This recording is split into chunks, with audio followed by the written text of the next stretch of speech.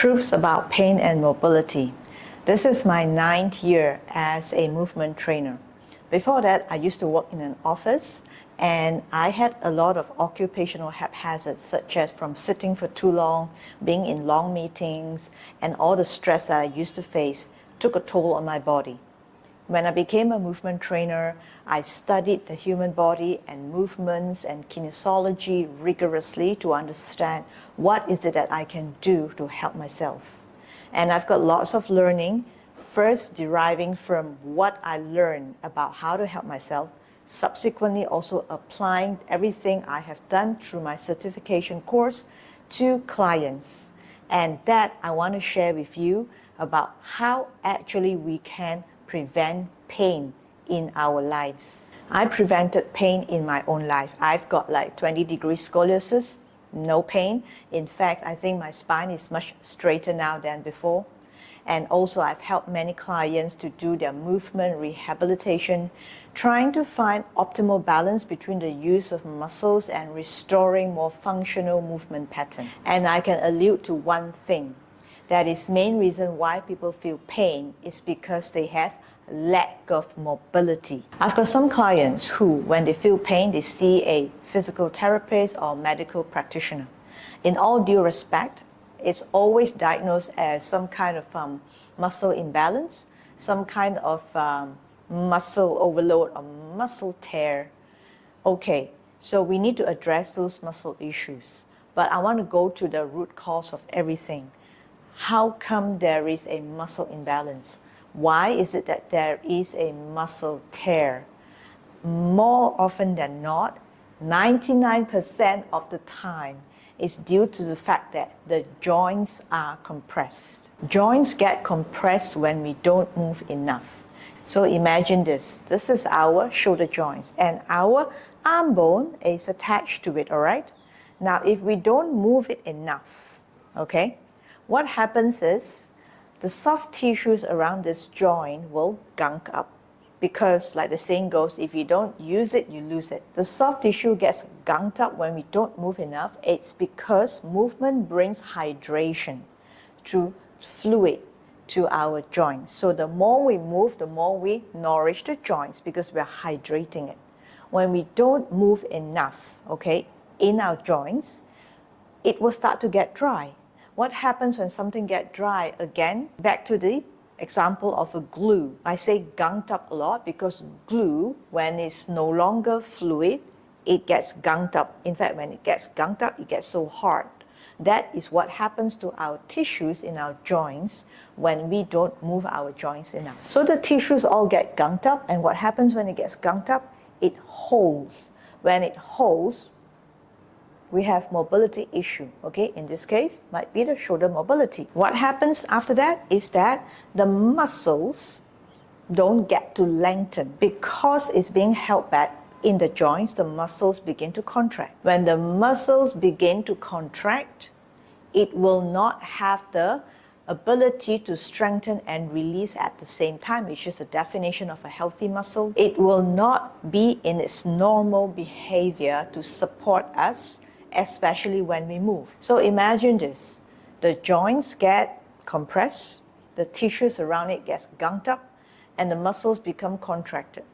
Not a very nice situation, isn't it? Everything becomes so restricted. Hence, the lack of mobility is, to me, 99% of the reason why most people get pain. Unless, of course, you get into a severe accident, touch wood. I hope none of this happened to you guys. Through an external factor, we can't help it. But even then, even if you have an accident or some kind of fall or injury, after you've gone through your rehab and recovery stage, you still need movement to sustain you. So the overarching point is, what causes pain is the lack of mobility.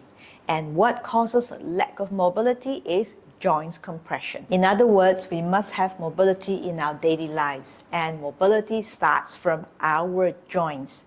Our joints are often overlooked. So to avoid compression in the joints, we must free up the joints, we must move the joints. That's the first thing to do. You can think about integrating more joints work in your routine. if you can, shift your mindset completely. Think joints, not muscles. Because once the joints are released, free from tightness, as explained just now, the muscle behavior is very much actually determined by the freedom of space or lack of it in the joints. So when we have space, the muscles will connect and move intuitively.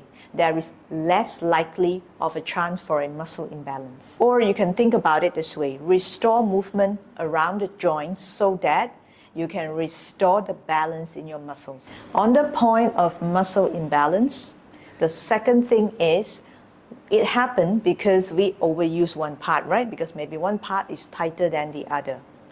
To restore that, we need to find length in the muscles. And the first step to finding length is to think about the entire muscle chain that includes the joints, of course. So spend a lot of time freeing up the joints in your routine.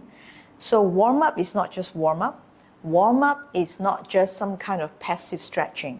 Warm-up is all about releasing the tightness in the joints, help us free up more space for movement first. Then you can go on to do whatever that is you want to do in your exercise routine. And that brings me to the third point, that is, sometimes we can overwork a muscle. That happens a lot in fitness, whereby people carry a lot of weight.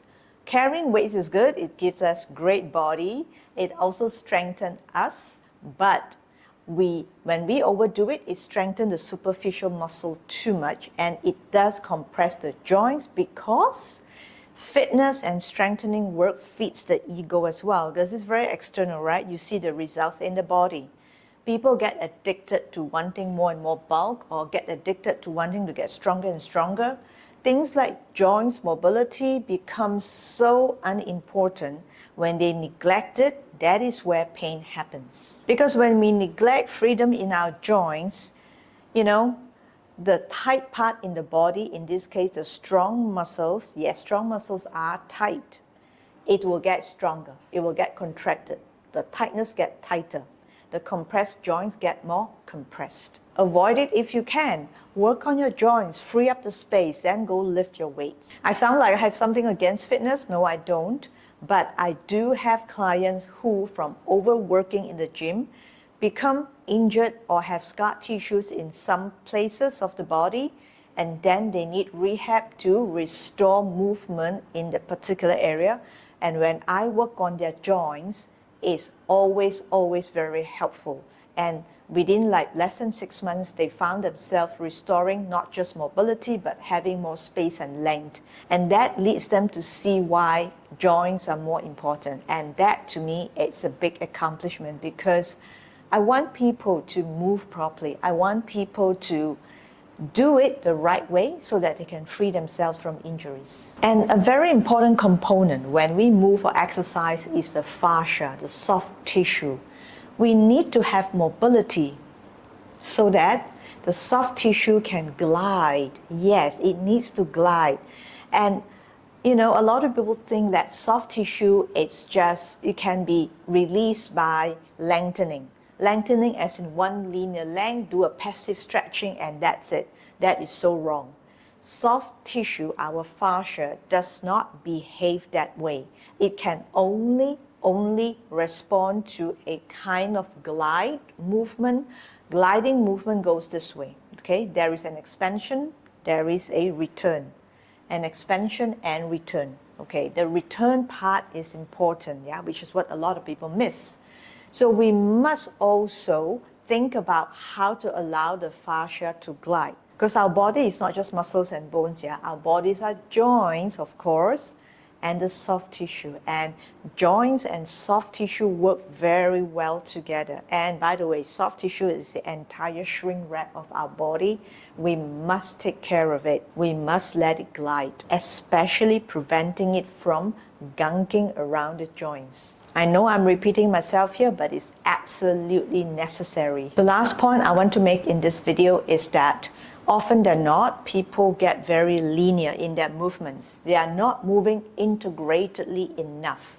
When we don't move integratedly enough, we are actually moving just one part of the body independently. For instance, arm movement is just arm movement, right? But our body doesn't behave that way. When we move our arms, guess what? Our shoulders get involved, our chest get involved, our thoracic spine get involved, our ribcage gets involved, okay? And a lot of times when we move our arms and we walk, of course, our legs get involved, our pelvis get involved. What I want to say is the whole body needs to be moved integratedly. We need to look at the body as a whole, not as individual parts, definitely not as the sum of many parts. In other words, we cannot get too linear when we think about doing anything for our body. We need to see it as a whole.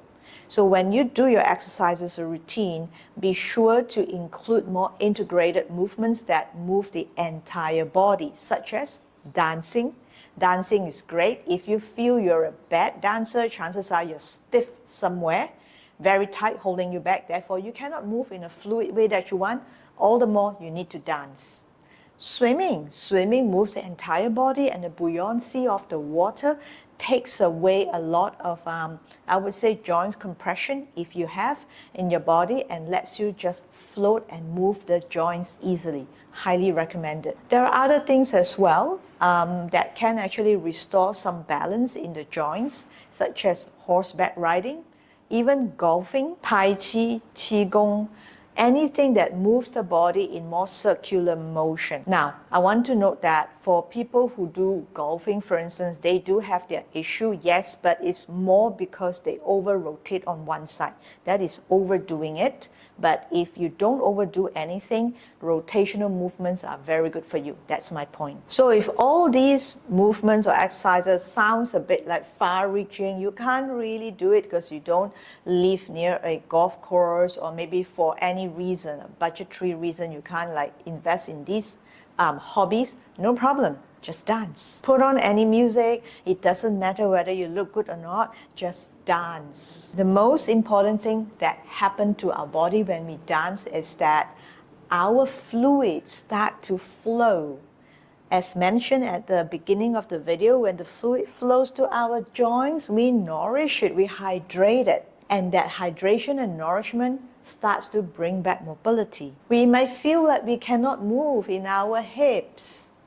All the more we need to move it to, again, bring awareness and hydration to the tight hip joints and to the pelvic girdle. Restore movement by moving integratedly. Sometimes clients share with me on what their doctors or physical therapists tell them to do. I teach GYROTONIC, GYROKINESIS, and Pilates, a lot of fascia-focused movement, and often than not, the medical practitioners actually say to my clients that they see their body improve after training with me. I do very low impact, simple, easy movements that facilitate the joints and soft tissue gliding. And when the doctors see that changes in my client's body, they advise my clients to do just one thing. Keep on moving. No matter what you do, never stop moving. Because movement in our body brings in a 360-degree angle to the joints, or it brings in a non-structured direction of movement to the soft tissue, bringing fluid and hydration from all angles, which is what we need. Ultimately, movement in very unstructured, non-linear but circular way restores mobility, and when done over time, it will prevent pain. So I'm going to leave you with these for now. I didn't intend this video to be long, but it feels quite long already. I hope you find what I say palatable. It's actually very easy to understand if we keep an open mind. I do a lot of movement videos, and if you want to see what I mean by mobility moves, moving the joints or working from the tissues, do check out some of my movement videos. I put the link in the description box below. Try it out, give me some feedback, let me know how you feel. I do believe movement is one of the best forms of self-care, and everybody can do with more mobility moves to restore our movement function, to restore the fact that we are born to move, and pain is something external we actually don't need. So with that said, thank you for watching, thank you for listening, and I see you again in my next video or podcast. I'll be doing both. So with that, Thank you. Keep moving, keep getting better. Subscribe, like, and I will see you very, very soon. Movement has been my form of self-care for over 20 years, and I want to show you how you too can move and take better care of yourself every day.